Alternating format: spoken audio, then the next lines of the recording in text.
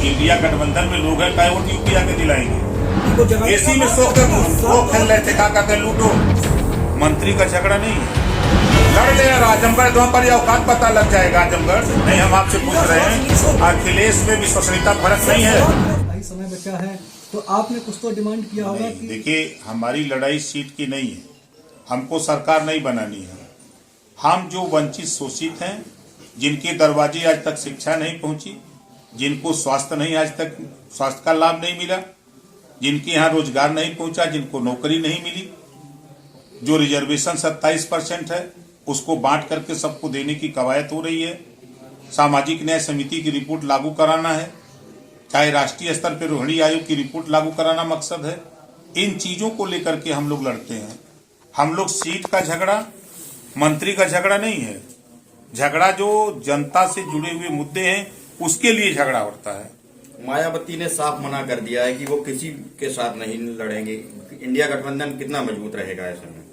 कोई मतलब नहीं है ना। तो ममता जी ने मना कर दिया कि हम बंगाल समझौता नहीं करेंगे। अब ममता जी यूपी में कई वोट दिलाएंगी, केसीआर आके कई वोट दिलाएंगे, लालू जी आके कई वोट दिलाएंगे, जो इंडिया गठबंधन में लोग हैं कई वोट यूपी आके दिलाएंगे। 2 ही तो एमएलए कांग्रेस के हैं यूपी में। बात वोट, जहाँ तक वोट दिलाने की है तो कहीं न कहीं आप इसमें विश्वसनीयता पर नहीं फर्क है। नहीं, हम आपसे पूछ रहे हैं, अखिलेश में विश्वसनीयता फर्क नहीं है। 2 बार नहीं, सुन लीजिए सवाल का उत्तर। उत्तर तो तब दीजिए ना जब सबसे पहले आजमगढ़ उपचुनाव हुआ। हाँ। आपने कहा कि हम एक तरफा जिताएंगे, तब आप समाजवादी पार्टी के साथ थे, एसी में बैठे थे, एसी में सूत रहे थे अखिलेश जी, तब आपने नहीं जगाया उनको।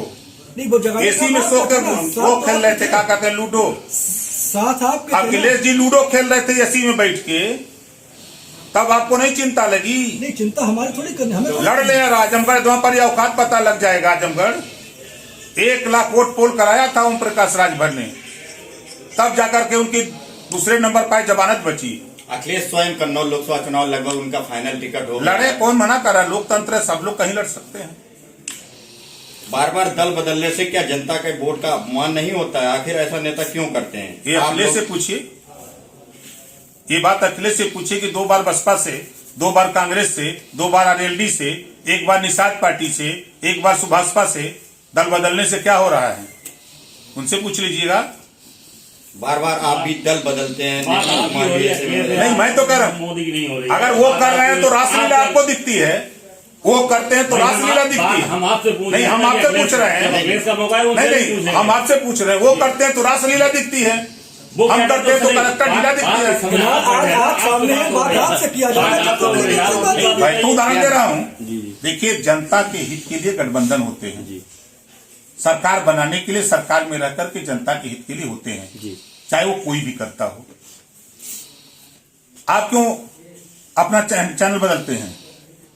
आज इसमें, कल उसमें, परसों उसमें, होता है नहीं होता है? हम तो प्राइवेट नौकरी कर रहे हैं। नहीं, हम नहीं नौकरी करते हैं। आप सेवा कर रहे हैं, हम नौकरी नहीं, हम नहीं, सेवा और नौकरी। अब एक बात बता दूं, अब राजनीति अवसरवादिता की राजनीति हो गई है। अब आप सही है, आप सही है, हमसे तुलना नहीं, हम तो नौकरी कर रहे हैं, हम सेवा थोड़ी कर रहे हैं।